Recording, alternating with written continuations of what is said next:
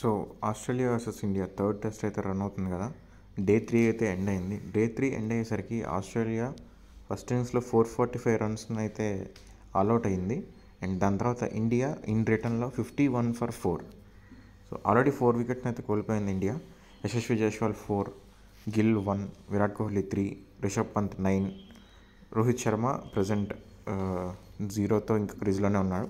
And KL Rahul కూడా 33 రన్స్తో క్రీజ్లో ఉన్నారు. So చూసుకున్నట్లయితే మనకి మళ్ళీ సేమ్ అంటే యశస్వి జైస్వాల్ ఫెయిల్ అయ్యాడు. దాని తర్వాత శుభ్మన్ గిల్ కూడా సింగిల్ రన్కే పెవిలియన్కి చేరడం. మెయిన్గా కింగ్ కోహ్లీ 16 బాల్స్లో 3 రన్స్.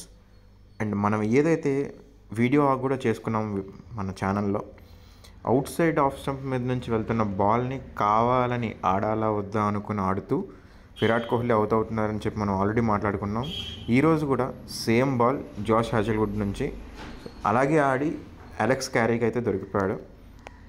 సో ఇది అయిన తర్వాత సునీల్ గవాస్కర్ కూడా సేమ్ మాట్లాడుతూ ఆ బాల్ ఆడాల్సిన అవసరం ఏమొచ్చింది, అండ్ ఈవెన్ అది 4th స్టంప్ మీద కూడా కాదు, చాలా దూరంగా వెళ్తున్న బాల్ని ఆడాల్సిన అవసరం ఏమొచ్చిందని చెప్పి అయితే మాట్లాడారు.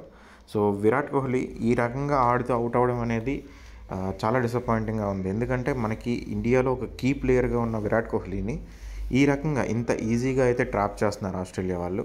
అది సేమ్ బాల్కి ఇది 4th టైం మనకి ఈ సిరీస్లో అవుట్ అవ్వడం. సో ఇంత ఘోరంగా మనకి పెర్ఫార్మెన్స్ అనేది విరాట్ కోహ్లీ నుంచి అయితే మనం ఎక్స్పెక్ట్ చేయట్లేదు. అండ్ దీంతోపాటు మనం చూసుకున్నట్లయితే ఇండియా ఆల్రెడీ చాలా ట్రబుల్లో ఉంది గబ్బా పిచ్లో. సో లాస్ట్ టైం అయితే రిషబ్ పంత్ ఇన్నింగ్స్తో మనం చాలా బాగా అయితే గెలిచాం గబ్బా టెస్ట్ని. సో ఈసారి రిషబ్ పంత్ కూడా మనకి 9 అవుట్ ఆఫ్ 12 బాల్స్. సో తను కూడా డిసప్పాయింట్ చేయడం.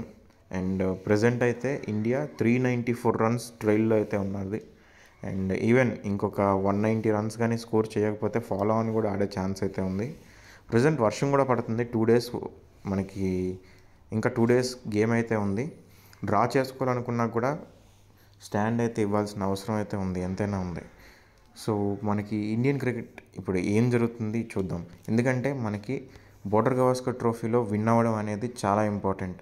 వరల్డ్ టెస్ట్ ఛాంపియన్షిప్ క్వాలిఫై అవ్వాలంటే బోర్డర్ గవాస్కర్ ట్రోఫీలో ఖచ్చితంగా కూడా మంచి పెర్ఫార్మెన్స్ అయితే చూపించాల్సిన అవసరం ఉంది.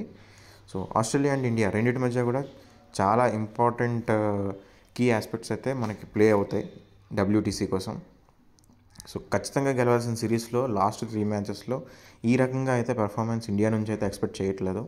సో చూద్దాం నెక్స్ట్ ఇంకా మిగిలిన 2 రోజుల్లో అయినా ఏమైనా చేంజ్ అవుతుందా, మ్యాచ్ని కనీసం డ్రా అయినా చేసుకోగలరా అన్న క్వశ్చన్స్ అయితే ఇప్పుడు రైజ్ అవుతున్నాయి.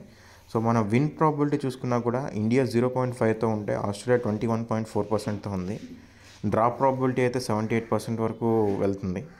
సో మీరేమనుకుంటున్నారు, మ్యాచ్ ఏమవుతుంది అనుకుంటున్నారు? కమెంట్ అయితే చేయండి.